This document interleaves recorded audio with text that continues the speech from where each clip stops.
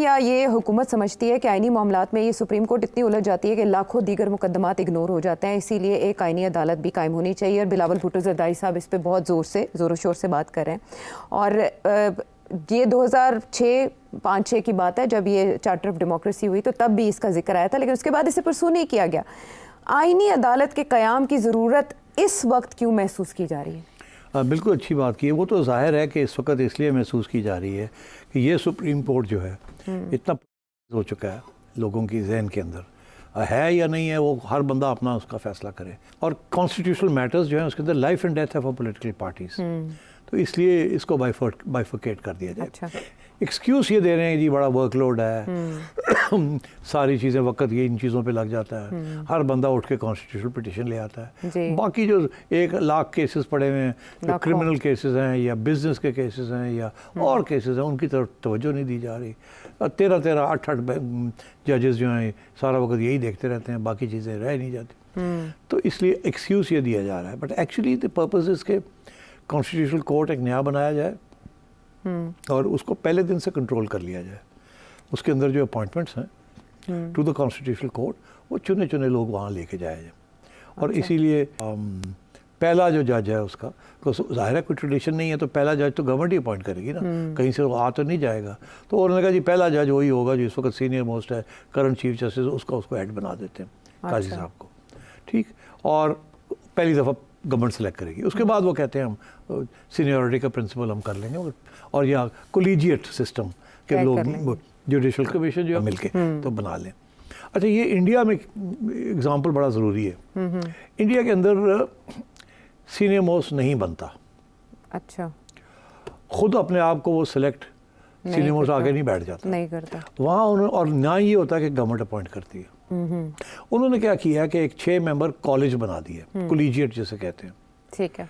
Top 6 ججز، 1 chief justice and 5 other top ججز، ان کی ایک کالج بنا دیتے ہیں. انہوں نے کہا جی یہ آپس میں بیٹھ کے طے کر لیں کہ اگلا چیف جسٹس کون ہوگا. ووٹ کر لیں، ایک دوسرے کو کنونس کر لیں، جیسے بھی ہے فیصلہ یہ کریں. یہ نہیں کہ جی سینئر موسٹ بن جائے گا.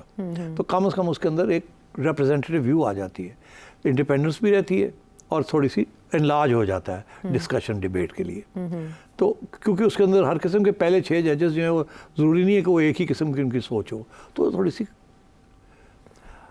آل اوور دا ورلڈ 2 چیزیں 90 کنٹریز ایسی ہیں جو کہ تھوڑی سی یا زیادہ ڈیموکریٹک ہیں، تھوڑی سی یا زیادہ.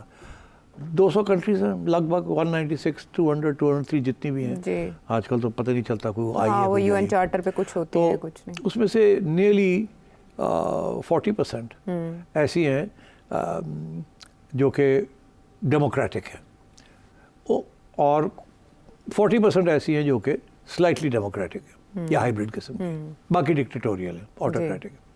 تو وہ جو 120 سے 130 کے قریب جو ہیں جو کہ ڈیموکریٹک اور مور اور لیس ڈیموکریٹک، اس میں سے 90 کے قریب ایسے ہیں جہاں کانسٹیٹیوشنل کورٹس ہیں، آئینی عدالتیں موجود ہیں. اچھا، تو یہ کوئی نئی بات نہیں ہے، یہ کوئی نیا ایجاد نہیں ہوا. اس کی وجہ بڑی اسٹرانگ ہے کہ معاملے جو کانسٹیٹیوشن کے ہوتے ہیں the effect parliament and the effect the executive. اس لیے وہ جو کانسٹیٹیوشنل کورٹس ہوتے ہیں وہ پارلیمنٹ کی پریروگیٹو ہوتا ہے، بیکاز وہ بیٹھتے ہیں پارلیمنٹ کی ججمنٹس کے اوپر بیٹھتے ہیں. انہوں نے جو کانسٹیٹیوشن پارلیمنٹ نے جو بنائی ہوتی ہے، ججز نے نہیں بنائی ہوتی، کانسٹیٹیوشن پارلیمنٹ بناتی ہے. اس پارلیمنٹ جو بنانے والے ہیں جب وہ قانون اس کے مطابق بناتے ہیں تو آسانی سے اس کو چیلنج نہیں کیا جا سکتا. اس لیے وہ کانسٹیٹیوشنل کورٹ لیتے ہیں الگ سے، جس کے اندر پارلیمنٹ کی ریپرزنٹیشن ان کی سلیکشن ججز کی ہوتی ہے. اچھا، اور کوشش یہی ہوتی ہے کہ جو پارلیمنٹری کمیٹیز بیٹھتی ہیں ڈیسائیڈ کرنے کے لیے، اس میں اپوزیشن کا بھی رول ہوتا ہے. اچھا، تاکہ جو کانسٹیٹیوشنل کورٹ جو ہے اس کے اندر کوئی زیادہ کنٹروورسی نہ ہو. بٹ ٹلٹ جو ہے وہ ظاہر ہے سٹنگ گورنمنٹ جو ہے اس کے حاوی ہوتے ہیں نا، بیکاز پارلیمنٹ جو پارلیمنٹ کے اندر میجورٹی ہے اسی کی گورنمنٹ ہے نا، تو ان کا زیادہ وزن ہوگا اس کمیٹی کے اندر جو کہ بنائے گی کانسٹیٹیوشنل کورٹ یا اپوائنٹس کرے گی.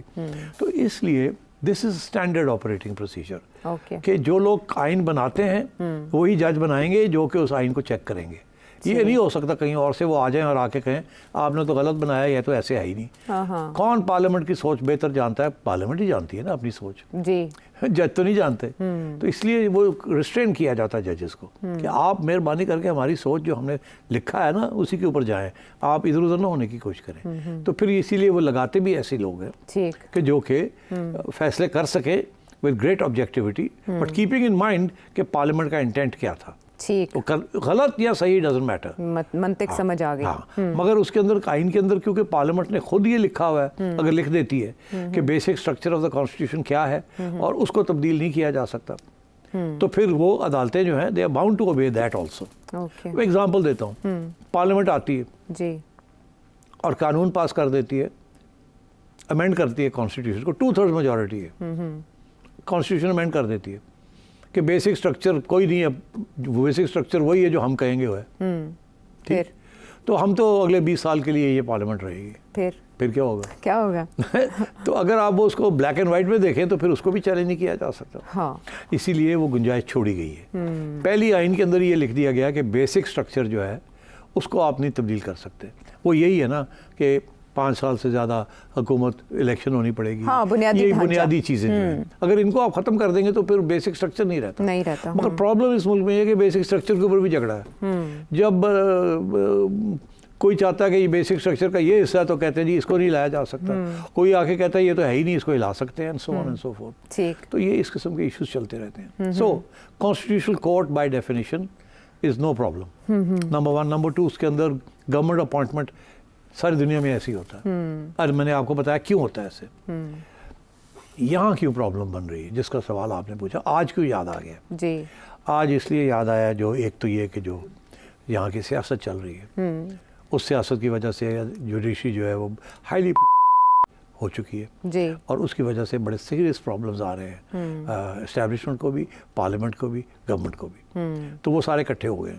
مگر انٹرسٹنگ بات یہ ہے کہ یہ پہلے کیوں نہیں یہ ایشو آیا, خان صاحب نے کیوں نہیں امینڈ کرنے کی کوشش کی. اب بات آیا کہ اس کے آرگیومنٹ کے پیچھے کیا ہے.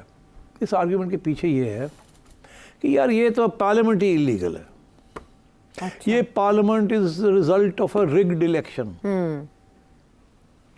اس لیے it is not a question of parliamentary supremacy over the judiciary. یہ تو پارلیمنٹ تو سپریم ہے مگر یہ پارلیمنٹ تو انلیگل ہے, تو یہ کیسے سپریم ہو سکتی ہے؟ اچھا, اور آپ یہ کانسٹیٹیوشنل امینڈمنٹ کرنے جا رہے ہیں, ان کا تو حق ہی نہیں بنتا کانسٹیٹیوشنل امینڈمنٹ کرنے کا ریگارڈلیس آف دا نمبرز.